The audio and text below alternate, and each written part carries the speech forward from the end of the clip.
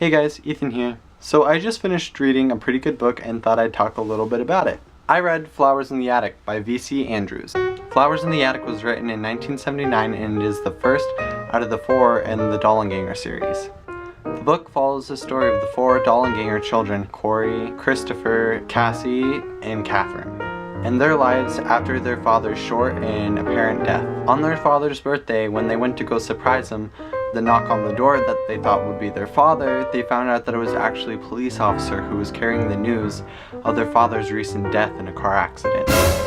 After the father's death, their mother, Mrs. Dollanganger, started to run out of options as money and food started to run short for the family. Though this seems like something that's ordinary, it isn't exactly something that was that much of an option for Mrs. Dollanganger. For reasons that I can't quite explain to you because it would give away a lot of the majority of the plot and important points in it, Mrs. Dollanganger has been disowned from her family and taken out of the will.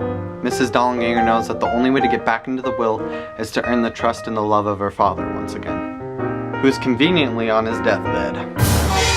However, Mrs. Dollanganger's father does not know of the children in their existence at all. The only one to know of them is their grandmother. The grandmother and their mother take the four children to the north wing of the manor, and they're locked away in a room that's attached to an attic. They're instructed to stay in this room and not to leave. As time passes, the children are frequently visited by their mother. When the mother visits, she ensures her children that her father is going to die soon, and that she's building a good relationship with them, and that they must endure and stay in the room in order for things to work out. The children have faith in her out of their love and respect for their mother and decide to follow instructions. However, their mother's visits became less frequent and they rarely would see her. And as days turned to weeks and weeks turned into months, the children started to realize that they were trapped inside of this room.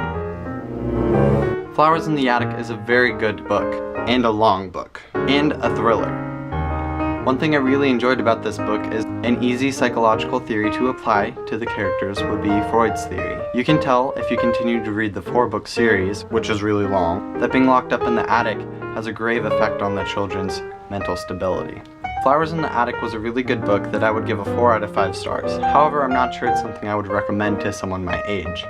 Flowers in the Attic deals with a lot of mature content and a lot of adult themes that wouldn't be quite entertaining to someone of my age group. But don't worry, if you are interested in the story, the book has been adapted into a cheesy 80s movie, which is on Netflix, and a Lifetime movie, which was created like last year. Anyway, thanks for watching guys, I really appreciate it. I hope that you found this interesting and that you hopefully pick up a copy of Flowers in the Attic someday. Fun fact, apparently this story was based off of real life events. I'm gonna have to look that up though.